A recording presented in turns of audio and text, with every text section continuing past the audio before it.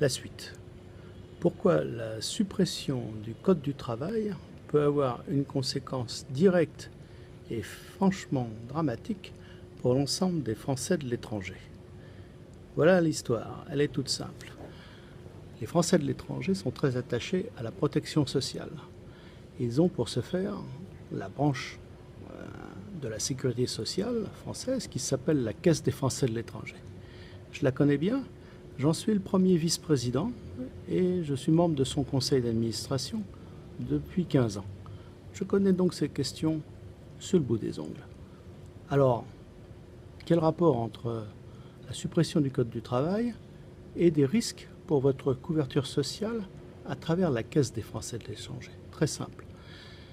Les conventions collectives, les accords de branche, c'est-à-dire exactement ce que propose de supprimer le gouvernement de M. Macron par ordonnance, obligent les entreprises à maintenir, c'est le texte, un niveau de protection sociale équivalent à ce qu'ils auraient en France pour leurs expatriés.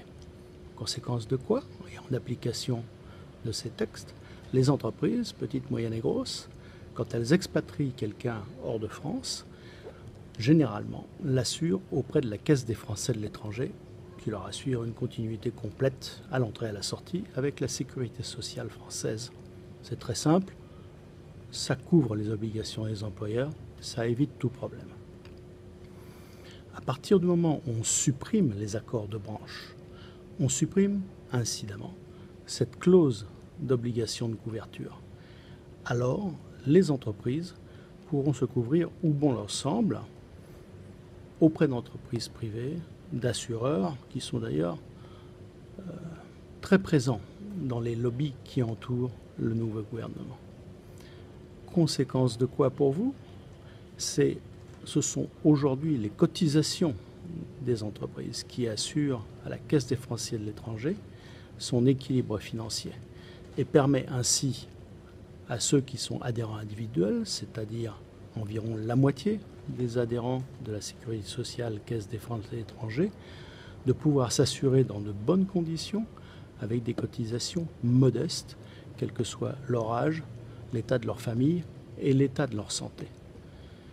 À partir du moment où les entreprises auront la possibilité de quitter la Caisse des Français de l'étranger, contrairement à l'obligation qui leur est pratiquement faite d'y être aujourd'hui, eh bien, la Caisse des Français de l'étranger ne pourra plus équilibrer ses comptes. Elle devra soit fortement augmenter ses cotisations, soit tout simplement mettre la clé sous la porte.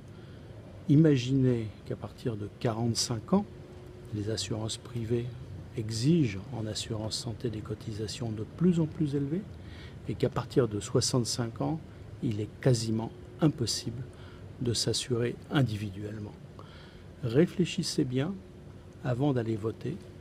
Pensez bien que les élections législatives du 4 et du 18 juin pour les Français de l'étranger peuvent signifier la fin de la protection sociale à travers la Caisse de sécurité sociale qu'est la Caisse des Français de l'étranger.